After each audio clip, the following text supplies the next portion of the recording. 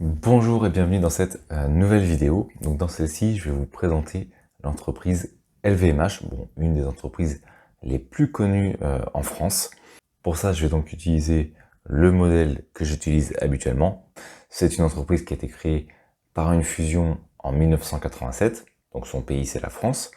Au niveau de son activité, elle est dans le domaine du luxe, donc c'est de la consommation cyclique. On va avoir au niveau de la répartition de son chiffre d'affaires une bonne répartition puisqu'on va avoir plusieurs continents sur lesquels l'entreprise vend ses produits, notamment une répartition entre l'Amérique du Nord, l'Europe et l'Asie. On voit que le secteur principal est l'Asie et notamment la Chine où il y a énormément de clients ou de personnes qui sont acheteuses des produits LVMH.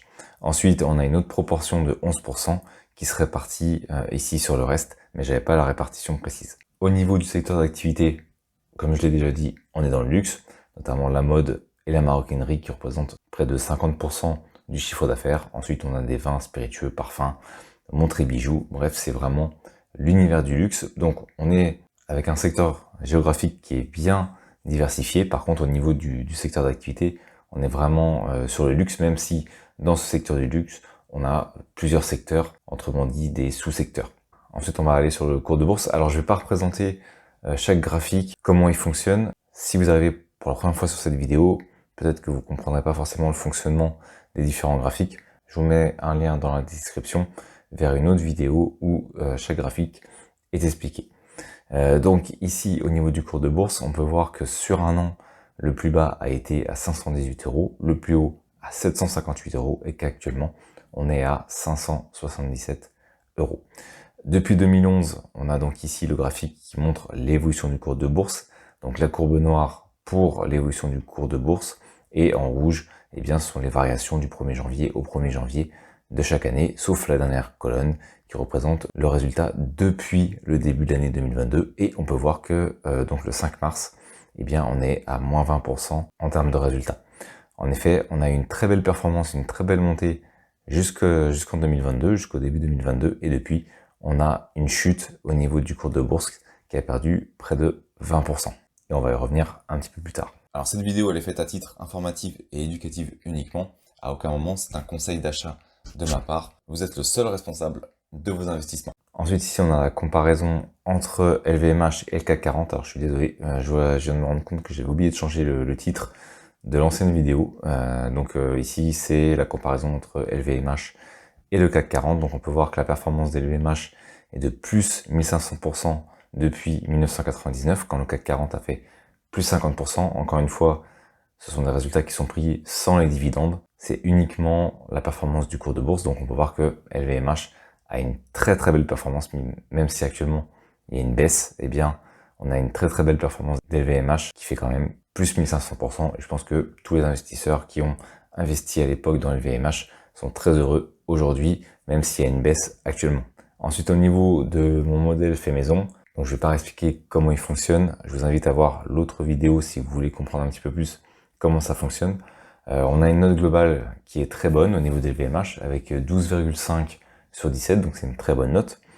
Ici, au niveau du prix, on est à 1,25. C'est la note la plus basse. Je vais y revenir juste après, je vais présenter les autres avant. Ensuite, on a la rentabilité. Donc en rentabilité, c'est une entreprise qui est très rentable, comme généralement dans le domaine du luxe, c'est assez rentable. Au niveau de la dette, elle est très bien maîtrisée, donc là-dessus, il n'y a aucun souci. Au niveau du dividende, aucun souci pour le paiement. Par contre, on a un rendement qui est assez faible, mais qui est en train de remonter du fait que le cours de bourse est en train de baisser. Donc, comme le rendement, c'est le dividende versé par l'entreprise aux actionnaires sur le cours de bourse, et bien comme il baisse, ça fait mécaniquement augmenter le rendement, et ça va être un paramètre intéressant sur lequel je vais revenir par la suite. Ensuite, au niveau de la variation sur 10 ans, on est sur une très belle performance, 356%, donc une belle hausse. La variation du dividende sur 10 ans, pareil, très belle hausse, 141%. Performance globale sur 10 ans, dividende plus cours de bourse.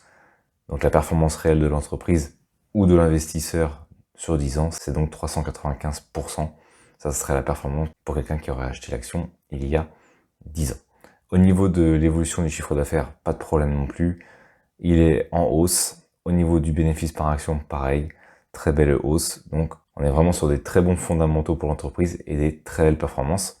Et au niveau du prix de l'action, on peut voir que c'est le maillon faible de l'entreprise. On peut donc se dire qu'actuellement, le prix est trop haut. C'est vrai, le prix est trop haut par rapport aux fondamentaux. Mais comme le cours est en train de baisser, on peut se dire que s'il continue à baisser, on va arriver sur des prix qui vont être donc intéressants. Donc il faudrait que le cours baisse encore un petit peu, je vais y revenir par la suite, mais vraiment, on voit qu'on est à la limite haute au niveau du cours de bourse. Et il y a quelques temps, j'avais regardé le VMH, ici on n'avait que des zéros. Pourquoi? Parce que le cours de bourse était trop haut, et là comme il est en train de baisser, il est en train de faire remonter petit à petit les notes de chaque indicateur. Donc s'il continue sa baisse, ça pourrait devenir intéressant. Ensuite, on va avoir la tendance sur 15 jours, 3 mois et 6 mois. Bon, et bien comme on peut le voir, on est vraiment actuellement sur une tendance baissière, que ce soit 15 jours, 3 mois, 6 mois. Actuellement, on est sur une tendance qui est en baisse. Donc la question, c'est de savoir à quel moment ça va s'arrêter. Bon, je pense que vous êtes au courant qu'il y a actuellement un conflit et que les marchés sont tous actuellement à la baisse. Donc je vais pas faire un cours de géopolitique, mais on ne sait pas du tout quand est-ce que ça va se terminer. Est-ce que les marchés vont continuer leur chute? Est-ce qu'on va avoir une montée également dans les tensions, ce qui pourrait encore accentuer la baisse des marchés? Bref, on est vraiment dans le flou, dans l'incertitude.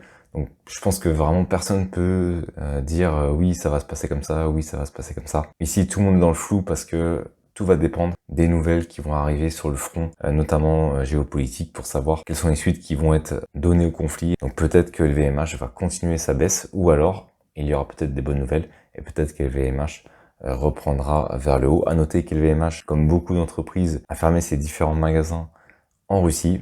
Et bon, après, en termes de chiffre d'affaires, ça représentait entre 1 et 2% du chiffre d'affaires d'LVMH. Donc ça reste relativement faible par rapport au chiffre d'affaires global d'LVMH. Mais ça peut être également des éléments à prendre en compte. Est-ce qu'il va pas y avoir une répercussion sur les différents fondamentaux de l'entreprise par la suite? On ne sait pas du tout où est-ce qu'on va. Il ne faudrait pas, par exemple, qu'il y ait un autre conflit géopolitique qui arrive en même temps. Imaginons la Chine qui attaque Taïwan. Quelles seraient les répercussions sur la Chine? Là, LVMH serait beaucoup plus embêté puisque la Chine est l'un des principaux pays pour le chiffre d'affaires de l'entreprise. Donc voilà, la situation géopolitique, faut en parler. Mais c'est pas la seule raison pour laquelle le cours de bourse avait baissé. Il y avait d'autres raisons, mais actuellement, vraiment, ce qui fait baisser énormément d'entreprises, la majorité des entreprises, eh bien, c'est la tension géopolitique actuelle. Ensuite, on va voir les différents résultats de l'entreprise. On va donc avoir le chiffre d'affaires. On peut voir qu'actuellement, en bleu, ce sont les résultats passés, et en rouge, ce sont les prévisions des analystes. Alors pour 2021, je me suis trompé parce qu'il devrait être en bleu normalement. Donc ici, on voit qu'au niveau du chiffre d'affaires, on a une baisse au moment de la pandémie. Bon, les magasins étaient fermés. Et ensuite, on voit qu'on est bien reparti à la hausse et les perspectives de croissance au niveau du chiffre d'affaires sont très intéressantes pour l'entreprise. On a une évolution rapide du chiffre d'affaires. Mais bien entendu, je pense que la géopolitique va avoir un rôle majeur pour savoir si ils arrivent à atteindre les objectifs au niveau du chiffre d'affaires. Pareil pour le bénéfice par action, ça suit la même courbe évolutive que le chiffre d'affaires. Donc, si tout se passe comme prévu, on devrait avoir une belle évolution au niveau des bénéfices par action.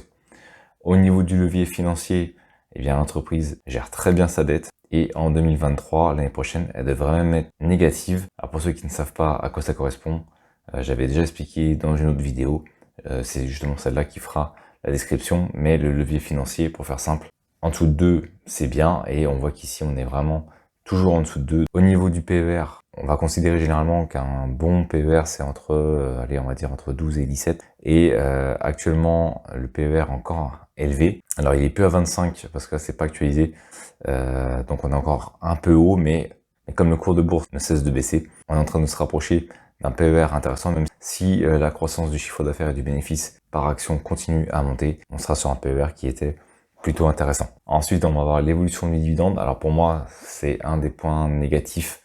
Toujours le même, je le dis à chaque fois, il y a eu une baisse du dividende en 2020. Donc une entreprise qui baisse son dividende, généralement, lorsqu'on est en temps de crise, eh bien pour moi, c'est toujours un signal négatif. Après, je vais être honnête, sur LVMH, on a quand même une très belle évolution au niveau du dividende, malgré la baisse. Déjà, ils n'ont pas coupé. Ils ont fait une baisse en 2020, mais au niveau de l'évolution du dividende, on peut pas dire vraiment que ce soit une mauvaise performance. Donc je vais dire que c'est une bonne performance, et avec le petit bémol avec la baisse en 2020, moi personnellement c'est un signal que j'aime pas du tout. Mais encore une fois là-dessus, on va pas faire la fine bouche. Passer en 10 ans de 2,9 € à 7 €, c'est une très belle évolution au niveau des dividendes. D'ailleurs, on peut le voir au niveau des variations, généralement elles sont relativement importantes. on a des belles évolutions, 31%, près de 30%, 52%, avec la baisse de 25% en 2020, mais c'est la seule fois où il y a eu une baisse sur les dernières années. Au niveau du rendement d'action, on a toujours été au-dessus de 2%, sauf depuis 2020 et 2021. Pourquoi? Parce que le cours de bourse est parti en hausse très rapide, et donc le dividende, lui, n'a pas suivi cette hausse du cours de bourse, et donc on est maintenant sur des niveaux assez bas, même si normalement là on va remonter au niveau du rendement, puisque là ça a été pris sur la fin de l'année 2021, avec la baisse du cours de bourse. Donc si ça continue encore à monter, eh bien ça pourra également devenir intéressant pour le dividende d'LVMH. Ensuite, on a l'évolution du rendement d'une action qu'on a rachetée en 2012, puisqu'effectivement, lorsqu'on achète une action en 2012, on l'a achetée au prix de 2012, mais ensuite, le cours de bourse continue à monter, les dividendes, si on a acheté une bonne entreprise, eh bien, continuent à augmenter, puisque les bénéfices sont censés également augmenter au niveau de l'entreprise, et donc, notre rendement doit également augmenter. Donc, si on l'avait acheté en 2012, avec actuellement le dividende actuel, eh bien, on aurait un rendement à peu près de 6% au niveau de l'action LVMH, ce que je trouve tout à fait intéressant pour ce type d'action. Et en plus, on aura la très bonne performance du cours de bourse. Ensuite, on va voir les différentes tendances au niveau du cours à 5 ans, 10 ans et 20 ans. Donc on va voir qu'à 5 ans, on est sur la tendance actuellement. À 10 ans, on est à plus 1 écart type. Et à 20 ans, on est à plus 2 écarts type. On peut voir qu'on est actuellement en train de baisser. Alors, le graphique que je trouve intéressant, c'est notamment celui à 10 ans. Et je trouve que c'est celui qui emmène vers le prix qui, pour moi, me semble le plus approprié pour l'entreprise. C'est autour des 500 euros. Donc là, on est à 577. Donc un très très bon prix serait autour de 500 euros.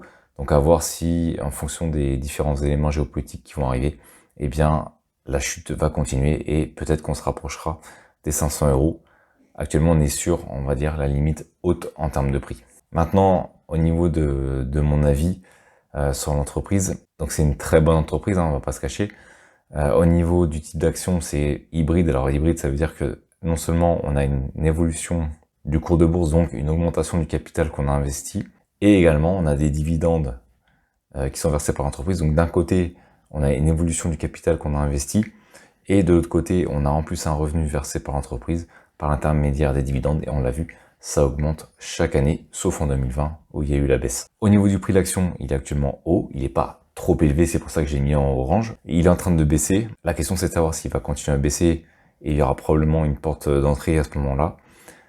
Bien entendu, tout va dépendre du contexte géopolitique. Si jamais l'entreprise venait à être touchée au niveau de son secteur, eh bien, ça pourrait faire baisser les perspectives au niveau du chiffre d'affaires ou du bénéfice par action, ce qui signifie que l'entreprise sera moins intéressante. Donc voilà, on est vraiment dans un flou actuellement sur le futur. D'ailleurs, c'est pour ça que les marchés baissent, puisque les gens sont dans le flou et on ne sait pas vraiment où on va, donc certains préfèrent prendre leurs bénéfices notamment. Si actuellement on prend les choses sans vraiment s'intéresser à la situation géopolitique, le prix de l'action est un peu haut, il est actuellement en train de baisser, donc il y aura peut-être une porte d'entrée. Moi personnellement, je dirais que ça serait autour des 500 euros. Encore une fois, c'est absolument pas un conseil d'achat ou de vente. Faites votre propre analyse de l'action. Ensuite, on va voir également la croissance. Donc la croissance pour moi, elle est bonne. Alors c'est la croissance ici au niveau du cours de bourse. Hein. La performance sur 10 ans, on l'a vu, elle est très très bonne. Même si actuellement on est en train de rebaisser, et bien sur 10 ans, puisqu'il faut voir, moi personnellement je vois sur le long terme, eh bien la performance est bonne. Et même si elle baisse et qu'elle se retrouve au niveau des, on va dire entre guillemets, du prix normal, je pense qu'ensuite elle repartira à la hausse dans le futur. Ensuite, on a les fondamentaux. Les fondamentaux, on l'a vu, sont très bons, que ce soit la dette, que ce soit la rentabilité. Il y a vraiment des très bons fondamentaux. Pour moi, sur le long terme, c'est une entreprise qui est vraiment positive, même si actuellement elle est un petit peu trop haute. Personnellement, sur le long terme, c'est positif. Bien entendu, encore une fois, tout dépend du contexte géopolitique et comment ça va évoluer, notamment au niveau de l'inflation, on le voit avec les matières premières. Peut-être que tous ces éléments additionnés les uns aux autres vont faire que les gens vont se détourner du luxe parce que, je sais pas, le prix de la vie va devenir tellement important que le luxe sera quelque chose de secondaire, puisqu'après tout, ça reste que du matériel. Donc peut-être qu'en fonction de l'inflation, ce qui est déjà très forte, on le voit au niveau des matières premières, on le voit au niveau de pas mal d'éléments, peut-être que les gens vont se détourner du luxe pour revenir à des choses plus simples, entre guillemets. Si on reste positif et qu'on se dit que ça va se calmer, et bien à ce moment-là, je pense que sur le long terme, ça va être positif. Au niveau du dividende, c'est haussier, mais je l'ai quand même mis en orange. Pourquoi? Parce qu'il y a eu la baisse en 2020 au niveau du dividende, et ça c'est quelque chose que j'aime pas du tout, donc je l'ai quand même mis orange malgré le fait qu'il y en ait une très belle hausse sur 10 ans. Et au niveau de l'évolution de 1000 $, bon j'ai mis en dollars, j'ai pas changé, donc on peut dire 1000 € investis en 2011, on peut voir que si on avait investi 1000 € en 2011, aujourd'hui on aurait dividendes cumulés 6227 €, donc on a une très belle évolution du cours de bourse, du capital qu'on aura investi, et en plus on aurait le revenu avec les dividendes chaque année qu'on percevrait par l'entreprise. Donc globalement c'est une très belle entreprise. Maintenant il y a un contexte actuellement qui est difficile et il faut voir comment ce dernier va évoluer. Mais si l'action continue à baisser, on peut avoir une porte d'entrée intéressante au niveau de cette dernière, parce que ça reste quand même une très belle entreprise. Alors c'est la fin de cette vidéo, merci d'avoir suivi jusqu'à la fin. Si elle vous a plu et que vous la trouvez utile, vous pouvez ajouter un pouce bleu pour améliorer sa visibilité. Et abonnez-vous à la chaîne pour ne rien manquer des prochaines vidéos. Vous pouvez également répondre à la question du sondage qui se trouve dans la description, et elle permettra de déterminer les prochains sujets qui vont être évoqués sur la chaîne. Merci et à bientôt.